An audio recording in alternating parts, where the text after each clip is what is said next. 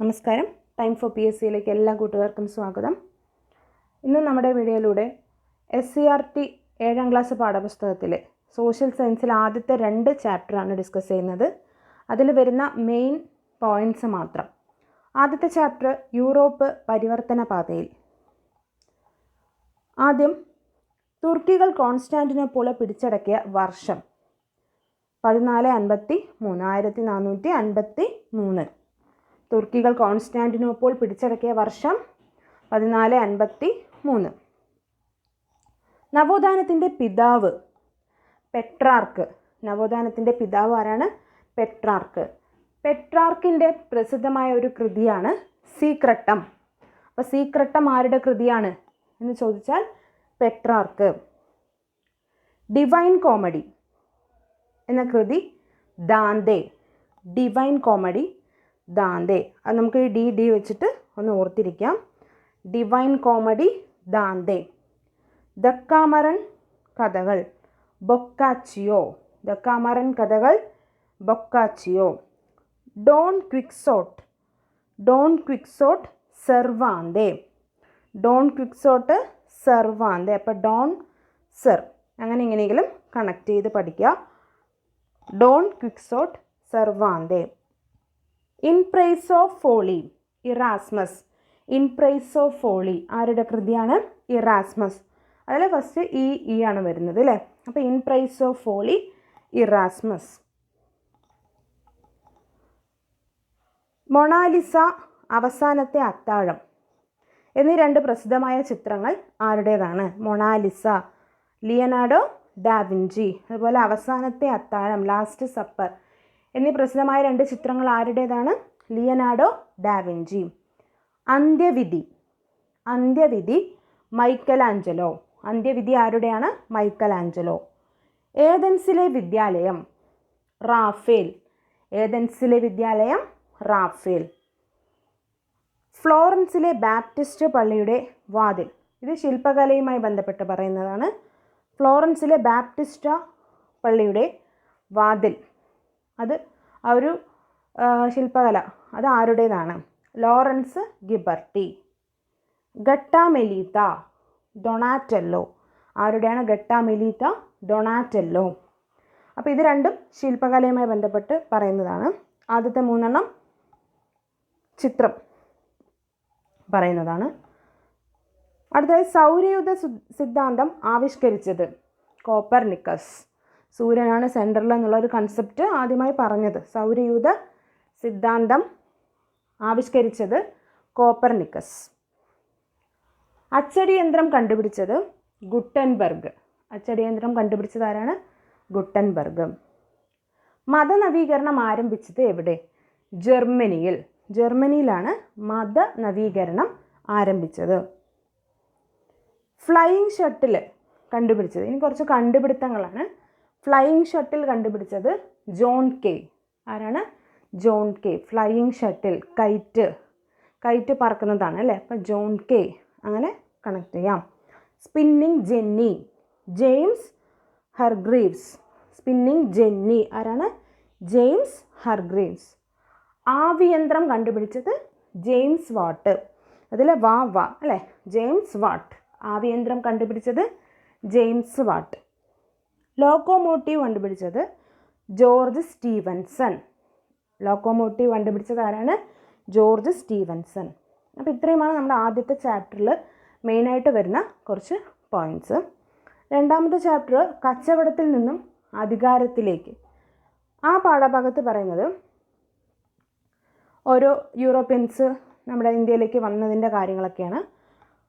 അപ്പോൾ arrival of Europeans എന്നുള്ള ആ ഒരു സിലബസിൽ നമുക്ക് പറയുന്നുണ്ട് അല്ലേ. LDC മെയിൻസിൻ്റെ സിലബസിലാണെങ്കിലും ഡിഗ്രി സിലബസിലാണെങ്കിലും പറയുന്നുണ്ട് യൂറോപ്യന്മാരുടെ ആഗമനം എന്നുള്ളത്. അപ്പോൾ ഈ ഒരു ചാപ്റ്ററും വളരെയധികം ഇമ്പോർട്ടൻ്റ് ആണ്. ആദ്യത്തെ ക്വസ്റ്റ്യൻ, പറങ്കികൾ എന്ന് വിളിച്ചിരുന്നത് ആരെ? പോർച്ചുഗീസുകാരെയാണ് പറങ്കികൾ. ആരാണ്? പോർച്ചുഗീസുകാർ. പോർച്ചുഗീസുകാർ കൊണ്ടുവന്ന കാർഷിക വിളകളാണ് പൈനാപ്പിൾ, പേരയ്ക്ക, പപ്പായ, വറ്റൽമുളക്, കശുവണ്ടി, പുകയില എന്നിവ. ഏതൊക്കെയാണ് പോർച്ചുഗീസുകാർ കൊണ്ടുവന്ന കാർഷിക വിളകൾ?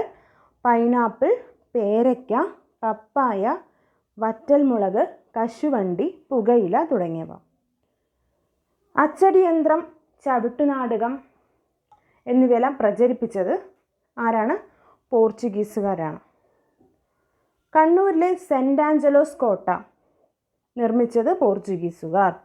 പോർച്ചുഗീസുകാർ നിർമ്മിച്ചതാണ് സെൻറ് ആഞ്ചലോസ് കോട്ട. അതെവിടെയാണ് സെൻറ് ആഞ്ചലോസ് കോട്ട? കണ്ണൂരാണ്. തൃശ്ശൂരിലെ കോട്ടപ്പുറം കോട്ട നിർമ്മിച്ചതും പോർച്ചുഗീസുകാരാണ്.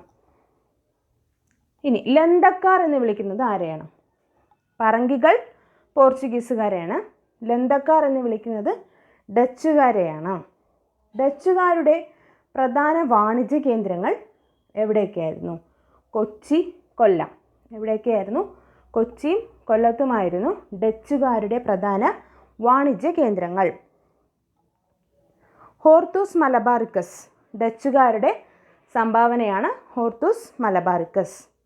ഹോർത്തൂസ് മലബാറിക്കസ് തയ്യാറാക്കാൻ മുൻകൈയെടുത്തിരുന്ന വ്യക്തി ഡച്ചുകാരൻ ആരാണ്? Van Rheede. ആരാണ്? Van Rheede. അതിന് സഹായിച്ചിരുന്ന മലയാളിയാണ് ഇട്ടി അച്യുതൻ. അപ്പോൾ ഹോർത്തൂസ് മലബാറിക്കസ് പഠിക്കുമ്പോൾ വാൻ റീഡ് എന്നുള്ള പേര് ഓർത്ത് വയ്ക്കുക. അതുപോലെ മലയാളിയായ ഇട്ടി അച്യുതൻ. കുളച്ചൽ യുദ്ധം നടന്ന വർഷം 1741. കുളച്ചൽ യുദ്ധം നടന്നത് 1741. അടുത്ത ഇംഗ്ലീഷുകാരുടെ അറൈവലിനെ പറ്റി പറയുന്നു. ഇംഗ്ലീഷ് ഈസ്റ്റ് ഇന്ത്യ കമ്പനി രൂപീകരിച്ച വർഷം 1600.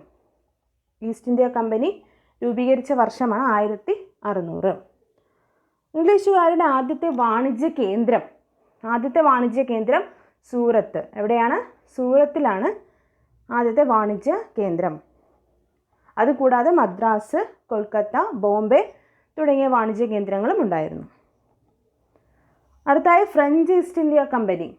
ഫ്രഞ്ച് ഈസ്റ്റ് ഇന്ത്യ കമ്പനി രൂപീകരിച്ച വർഷം 1664. അപ്പോൾ 600 English east India company, 664 French east India company. അപ്പോൾ ഫ്രഞ്ച് ഒരു 64 എന്ന് ആലോചിക്കുക. ഫ്രഞ്ച് 4. അപ്പോൾ French east India company 1664. Pondicherry, Mahe, Karaikal തുടങ്ങിയ പ്രദേശങ്ങളായിരുന്നു ഇവരുടെ പ്രധാന വാണിജ്യ കേന്ദ്രങ്ങൾ. കർണാട്ടിക് യുദ്ധങ്ങളെ പറ്റി പറയുന്നുണ്ട്. കർണാട്ടിക് യുദ്ധങ്ങൾ ആരൊക്കെ തമ്മിലായിരുന്നു? അങ്ങനെ ചോദ്യം വരാം. ഇംഗ്ലീഷുകാരും ഫ്രഞ്ചുകാരും തമ്മിലായിരുന്നു. പിന്നെ അവസാനം ഉണ്ടായിരുന്ന യൂറോപ്യന്മാരായ ഇംഗ്ലീഷുകാരും ഫ്രഞ്ചുകാരും തമ്മിലായിരുന്നു കർണാട്ടിക് യുദ്ധങ്ങൾ നടന്നത്. ഇംഗ്ലീഷ് ഈസ്റ്റ് ഇന്ത്യ കമ്പനി ആദ്യമായി അധികാരം നേടിയത് ബംഗാളിലായിരുന്നു. അപ്പോൾ ഈ കർണാട്ടിക് യുദ്ധത്തിൻ്റെ കാര്യം പറയുമ്പോൾ ഇംഗ്ലീഷുകാരും ഫ്രഞ്ചുകാരും യുദ്ധം നടന്നു. അപ്പോൾ അതിലാരാണ് വിജയിച്ചത്? ഇംഗ്ലീഷുകാരാണ് വിജയിച്ചത്. ആ കാര്യം കൂടെ ഒന്ന് നോട്ട് ചെയ്യുക. പിന്നെ ഇംഗ്ലീഷ് ഈസ്റ്റ് ഇന്ത്യ കമ്പനി ആദ്യമായി അധികാരം നേടിയത് ബംഗാളിൽ. പ്ലാസി യുദ്ധം നടന്ന വർഷം 1757. എപ്പോഴാണ്? 1757. സിറാജ് ഉദ്ദൗളയും റോബർട്ട് ക്ലൈവും. അങ്ങനെ സിറാജ് ഉദ്ദൗളയെ പരാജയപ്പെടുത്തി അല്ലേ. ബക്സർ യുദ്ധം നടന്നത് അതും ഒരു 64. ബക്സർ യുദ്ധം നടന്നത് 1764. മലബാർ ബ്രിട്ടീഷുകാർക്ക് ലഭിച്ചത് ഏത് ഉടമ്പടി പ്രകാരം?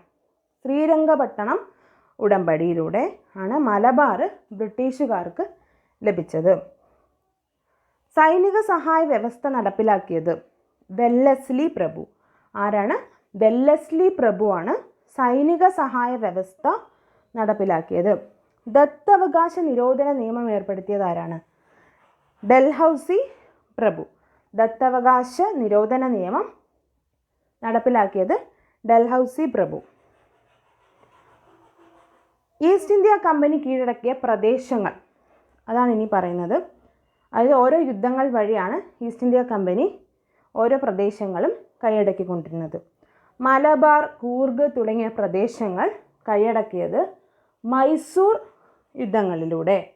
മലബാർ, കൂർഗ് കൈയടക്കിയത് മൈസൂർ യുദ്ധങ്ങൾ വഴി.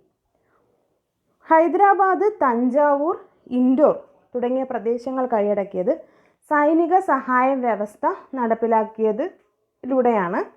ഹൈദരാബാദ്, തഞ്ചാവൂർ, ഇൻഡോർ തുടങ്ങിയ പ്രദേശങ്ങൾ കൈയടക്കിയത്. ഝാൻസി, സത്താറ, നാഗ്പൂർ ഈ 3 പ്രദേശങ്ങൾ കൈയടക്കിയത് ദത്തവകാശ നിരോധന നിയമം. ഏതാണ്? ദത്തവകാശ നിരോധന നിയമം. അതിലൂടെയാണ് ഝാൻസി, സത്താറ, നാഗ്പൂർ തുടങ്ങിയ പ്രദേശങ്ങൾ കൈയടക്കിയത്. അപ്പോൾ ഇത്രയുമാണ് നമ്മൾ ഉൾപ്പെടുത്തിയിരിക്കുന്ന ചോദ്യങ്ങൾ. ആ പാഠഭാഗം വിശകലനം ചെയ്ത് അതിൽ വേണ്ട പോയിൻറ്റ്സ് മാത്രമാണ് നമ്മൾ ഈ ക്ലാസ്സിലൂടെ ഉൾപ്പെടുത്തിയിരിക്കുന്നത്. അപ്പോൾ ഇത് നിങ്ങൾക്ക് ഉപകാരമായിട്ട് തോന്നുന്നുണ്ടെങ്കിൽ ലൈക്ക് ചെയ്യുക, കമൻറ്റ് ചെയ്യുക, ചാനൽ സബ്സ്ക്രൈബ് ചെയ്യാനും മറക്കരുത്. Thank you.